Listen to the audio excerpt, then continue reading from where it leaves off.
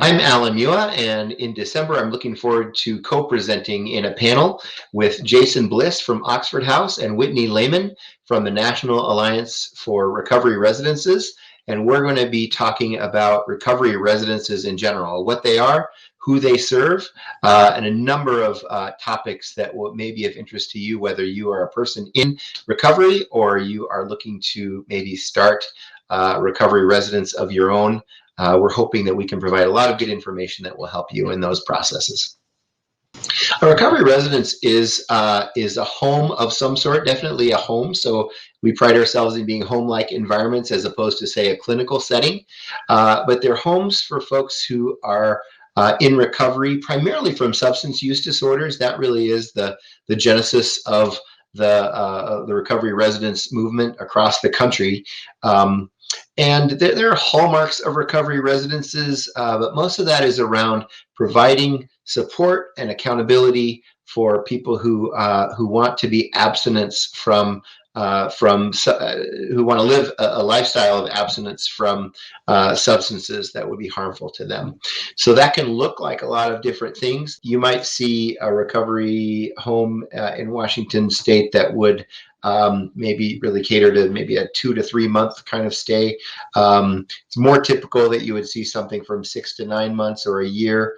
So residents can stay in Oxford House as long as they are abiding by the house, the principles established in the Oxford Charter. They can stay there as long as they want, and as long as they're contributing to the community, then that can be a permanent home for somebody. And there are a number of people who have found a real home there, and that's where they want to be for the indefinite future.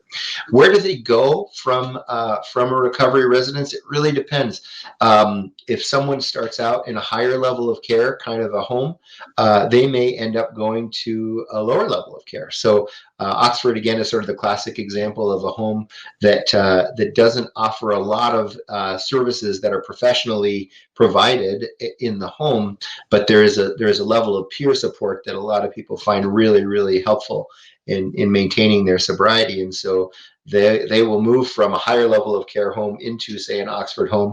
Or, of course, a lot of folks will graduate from recovery housing altogether, and they'll end up in a place of their own, or often a shared kind of housing situation where they might have just some accountability and connection with some people and decide to live together. But where they go from there is really up to them, and depends on what they're ready for. And some are ready to launch out and do the next thing. And community living is not for everybody, and it has challenges. So it's not something that people necessarily want to live in forever. That would be more the exception than the rule.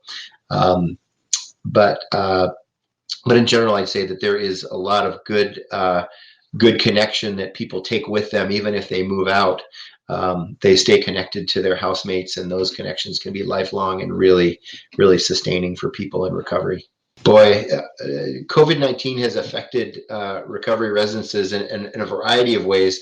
I'd broaden that to say that that the pandemic and the response to the pandemic has really created a very difficult situation for a lot of people in recovery. If you think about sort of the perfect storm, addiction is a disease of isolation. And so we use language like social distancing, which is the exact opposite of what we want people to do in recovery. So we talk about the difference between social distancing and physical distancing, and say, don't social distance. Physical distancing makes sense. But social distance, we need you to figure out other ways to connect with people in the community.